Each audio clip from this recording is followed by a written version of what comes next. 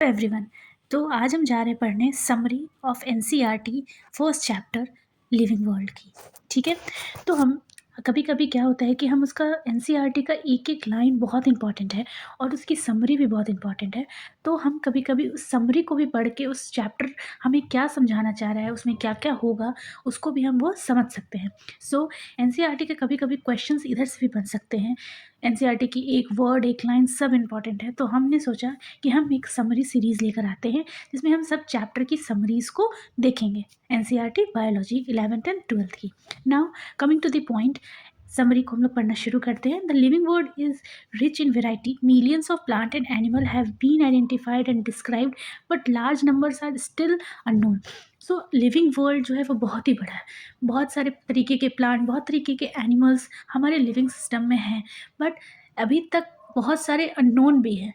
तो हम लोग इसके अंदर यही पढ़ते हैं कि कैसे जो है वो साइंटिस्ट, कैसे एक ब्रांच बायोलॉजी का वो इसको आइडेंटिफाई करता है, कैसे कौन कौन सी कैरेक्टरिस्टिक फीचर्स को देखता है। सो लिविंग वर्ल्ड में हम देखेंगे कि कभी कभी हम लोग प्लांट्स देखते हैं, तो प्लांट भी सिर्फ प्लांट कोई समझ के थोड़ी होता है। कोई प्लांट छोटे साइज़ का होता है, कोई बड़े साइज़ का होता है, किसी का कलर चेंज होता है, कोई अलग हैबिटेट में ग्रो करता है, किसी का फिजियोलॉजी चेंज होता है, किसी का मॉर्फोलॉजी चेंज होता है।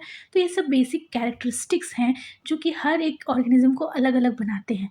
सो अलग अलग ऑर्गेनिज्म को आइडेंटिफाई करना, हम उसको आज जान पा रहे हैं कि जैसे हम एंट को बता पाते हैं कि ये चींटी है और ये जो है वो एक एनिमल है और ये चींटी है। ह्यूमन बीइंग को देख के हम बता सकते हैं कैसे कोई, क्योंकि ये हमारे फीचर्स को देखकर। ठीक है।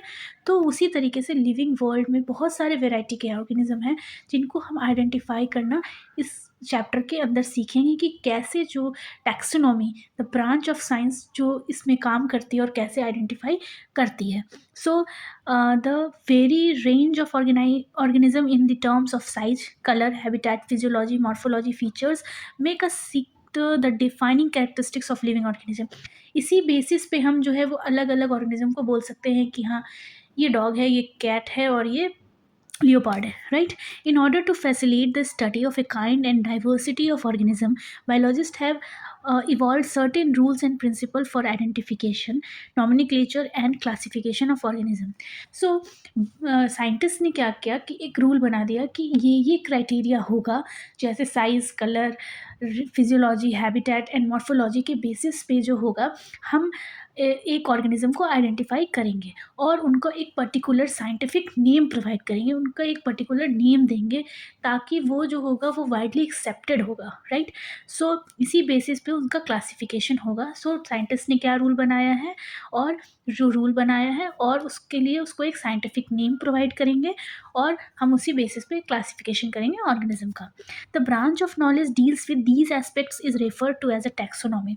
जो ब्रांच हमारे साइंस का इस सब दूसरे ऑर्गेनिज्म के कैरेक्टरिस्टिक फीचर्स को आइडेंटिफाई करना, उसको नाम देना, साइंटिफिक नेम, नॉमिनक्लेचर करना, इस सब पे काम करती है। उस ब्रांच ऑफ साइंस को हम लोग कहते हैं taxonomy. Taxonomy studies of a various species of a plant animal are useful in agriculture, forestry, industries, and in general for knowing our bioresource and their diversity। जो कि हम जानते हैं कि लिविंग वर्ल्ड में हमारे बहुत सारे वैरायटी के प्लांट्स, एनिमल्स प्रेजेंट हैं। सो जब बहुत सारे ऐसे प्लांट्स होते हैं जिनकी मेडिसिनल वैल्यू ज़्यादा होती है और हम जानते नहीं हैं, पर इस क्लासिफिकेशन, इस आइडेंटिफिकेशन के थ्रू हम ये जान सकते हैं कि हाँ, इस प्लांट का ये फीचर है, इसमें ये एक मेडिसिनल वैल्यू है जो कि हमारे लिए एग्रीकल्चर, फॉरेस्ट्री और इन जनरल हमारे बायो रिसोर्सेज के बारे में हमें पता चल पाएगा। हम अपने वर्ल्ड में, हमारे लिविंग सिस्टम में क्या क्या है, हम उसको आइडेंटिफाई कर पाएंगे। इसके लिए बेसिकली ये चैप्टर बना है। The basic of taxonomy like identification, naming and classification of organism are universally evolved under international code.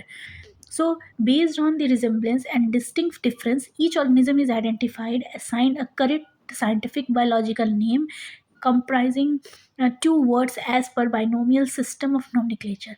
So, जो एक ऐसा नाम साइंटिस्ट ने सोचा कि हमें एक ऐसा नाम चूज़ करना होगा या एक ऐसा साइंटिफिक नेम प्रोवाइड करना होगा, नॉमिनक्लेचर करना होगा, ताकि वो हमारे लिए इंटरनेशनली एक्सेप्टेड हो, right?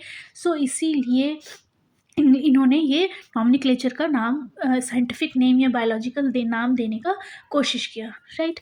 An organism represent occupy the place और position in a system of a classification.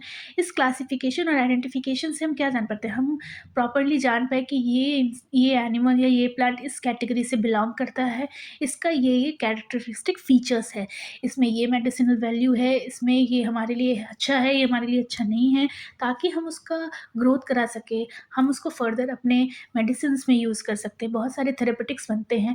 सो ये सारे जो है वो एक्यूमुलेट होकर एक अच्छा ऑर्गेनाइज्ड सिस्टम प्रोवाइड करते हैं ताकि हम किसी भी ऑर्गेनिज्म को जान सके। So there are many categories rank and are generally referred to as a taxonomic categories or taxa. All the category constitute the taxonomic hierarchy. और ये इसी बेसिस पे डिफाइन होता है, और ये इसी बेसिस पे टैक्सोनॉमिक हायरार्की के बेसिस पे ही हमारा जो है वो नॉमेनक्लेचर क्लासिफिकेशन चलते रहता है। सो ये थी एनसीईआरटी के फर्स्ट चैप्टर की समरी, जो कि आपको ये थोड़ा प्रॉपर इस चैप्टर के बारे में बताती है। बाकी आपको एनसीईआरटी लाइन बाय लाइन पढ़ना है, उसमें से जो जो इम्पोर्टेंट होगा आपको एक अच्छे से पेन डाउन करना है, फ्लो चार्ट और नोट्स बनाना है, और उसके लिए फर्दर आगे पढ़ते रहना है या रिविजन करते रहना है। सो ये था हमारा आज का पहला चैप्टर। ऐसे मोर वीडियोस के लिए, और भी वीडियोस के लिए आप मेरे चैनल को सब्सक्राइब कर सकते हैं। NCERT line by line 11th-12th summary series और NCERT line by line text series हम जल्दी ही लेकर आ रहे हैं। So do subscribe my channel. Thank you.